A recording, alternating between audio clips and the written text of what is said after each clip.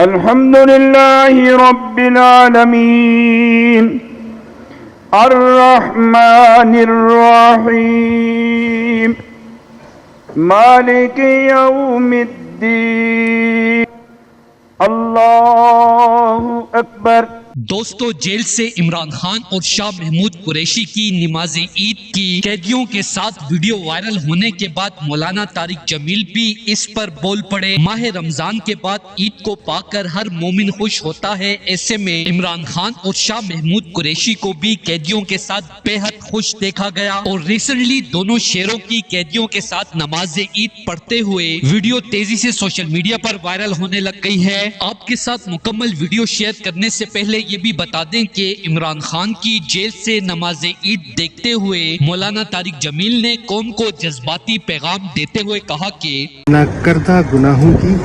سزا پا رہے ہیں، پھر بھی مسکرا رہے ہیں، اے عدل و انصاف پھر بھی تجھ سے امید لگا رہے۔ الحمد للہ رب العالمین الرحمن الرحیم مالک یوم الدین اللہ اکبر۔ بھارتی سٹار کاجول کی بیٹی نیزا دیوگن نے عمران خان سے متاثر ہو کر اسلام قبول کر لیا، جن کی ویڈیو تیزی سے سوشل میڈیا پر وائرل ہو رہی ہے۔ نیزا دیوگن کی مکمل ویڈیو عمران خان اور اسلام کے حوالے سے دکھانے سے پہلے آپ کو یہ بھی بتا دیں کہ دوستو، سوشل میڈیا پر وائرل ہونے والی خبر کے مطابق کاجول اور اجے دیوگن کی بیٹی نے اسلام قبول کرنے کے بعد خوبصورت آواز میں تلاوت کر کے سب کو حیران کر دیا۔ لوگوں کو اپنے دین کے مطابق سمجھاؤں کہ ہمارے ملک کے حالات کیا ہیں۔ نماز میں پھر اللہ سے ایک چیز کیا مانگتے ہیں، بتاؤ؟